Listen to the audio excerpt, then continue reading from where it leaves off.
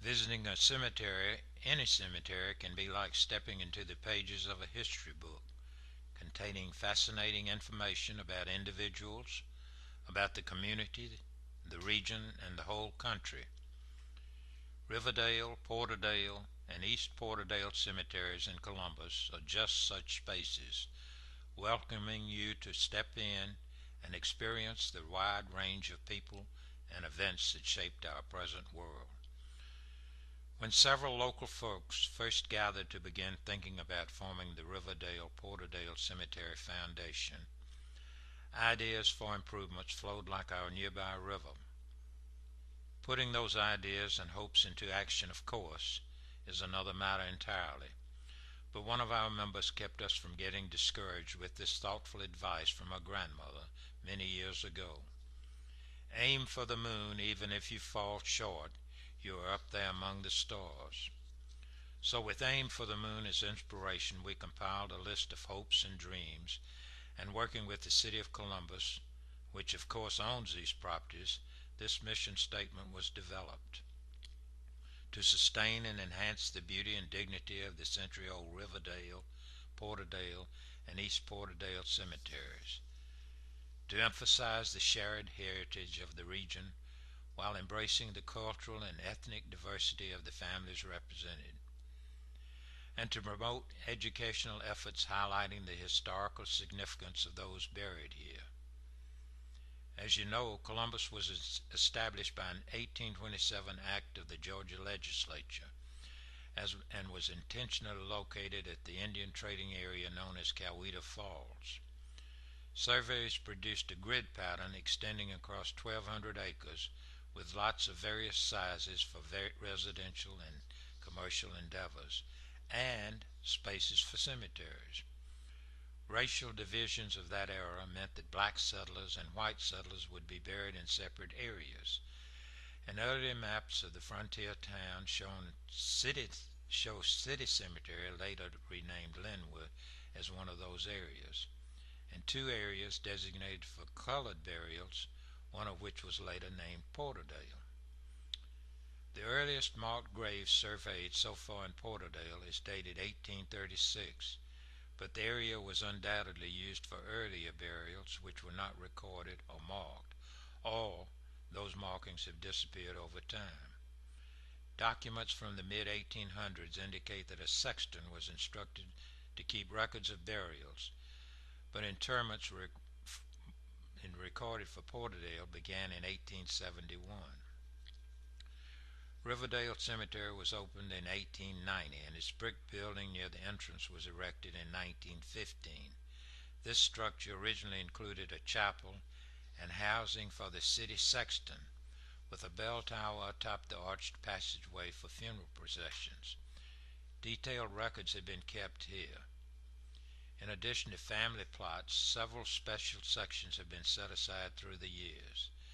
The American Legion section was created under the auspices of Post 35 for veterans of all our armed services, and there's a separate area for veterans of the Spanish-American War, including a monument to the USS Maine, with a plaque made from metal salvaged from the destroyed ship.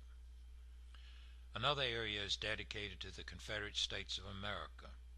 Beginning in 1905, areas called Strangers' Grounds were made available for burial of paupers. Another section of Minotaur lots was known as Babyland, perhaps indicative of the rapid loss of children during epidemics. And there are two sections reserved for the Sheriff Israel and Temple Israel congregations. East Porterdale came into existence in 1946, eastward across 10th Avenue from the much older Porterdale. This cemetery has a more organized layout of lots in straight lines, with a paved drive through the middle and narrow paths between rows. A few trees have survived along the edges of the property. Pauper sections for adults and babies have been added in extensions at the east end. These three cemeteries are the resting places of folks who were involved in every phase of the development of our city, some who were well known and some who were unknown. But all of them were vitally important in defining the rich tapestry of our history. Scattered throughout the cemeteries are a remarkable variety of symbols and styles, giving visitors interesting hints about the people buried here and about the times in which they lived. There are simple brick grave markers, and there are ornate marble monuments. There are many references to religious affiliations and some depictions of professional ties and fraternal groups. The numerous graves of military veterans tell their own history of our nation's conflicts. Remember that mournful refrain, way down in Columbus, Georgia, want to be back in Tennessee? The Columbus Stockade Blues were made famous by folk singers Tom Darby and Jimmy Tarleton, both of whom died in the 1970s and are buried in Riverdale. A more famous singer, Gertrude Ma Rainey, known as the Mother of the Blues, began and ended her phenomenal career in Columbus and was buried in Porterdale. Perhaps you had visited the Ma Rainey home on Fifth Avenue, which was restored and is maintained by the Friends of Ma Rainey. Also in Porterdale is the grave of Elizabeth Canty, a beloved teacher in the Columbus school system who was honored by the Housing Authority in 1950 when a new housing development was named in the Elizabeth Canty Homes. A unique monument designed to resemble a circus tent was placed in Riverdale in 1915 to memorialize several members of the Kennedy Circus Troupe who died in a train wreck near Columbus. This tent-shaped monument was sculpted of fine Georgia marble, said to be similar in quality to the Taj Mahal, and has been noted in several publicity items. East Porterdale is the burial site of the Reverend Pyramus King, widely known for his activist role in securing voting rights for all citizens. Those are just a few examples of the fascinating mix of people who are interred here. Our brochure contains information on several more, and we anticipate continuing to research and teach about these special places.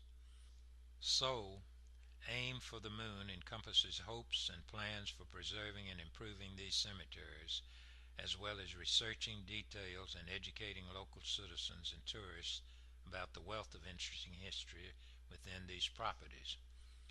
One of the first objectives of the foundation has been planting trees to replace older, storm-damaged, or destroyed ones, and to add new trees to enhance the stately appearance every cemetery deserves. Since 2006, more than 100 trees of various types have been installed, thanks to partners like Trees Columbus and volunteers from Hands on Columbus. The addition of more trees and shrubs in and around all three areas is an ongoing effort. The primary concern now is enhancing the various entrance and exit drives with brick pillars and wrought iron gates, making the cemeteries more noticeable along the Victory Drive, 10th Avenue, 6th Avenue area. Another goal is restoration of the Riverdale building, where little maintenance has been done for many years. The part of the building originally designed as a chapel is now used for tool storage.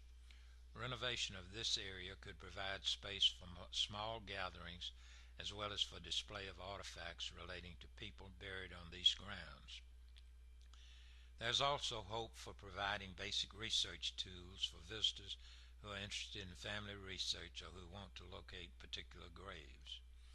We are developing and presenting programs aimed at encouraging people to study their ancestry and to pay attention to their family's cemetery plots. In the future, we hope to be able to bring ground-penetrating radar to Porterdale in order to learn which areas were used for the earliest burials and should not be disturbed.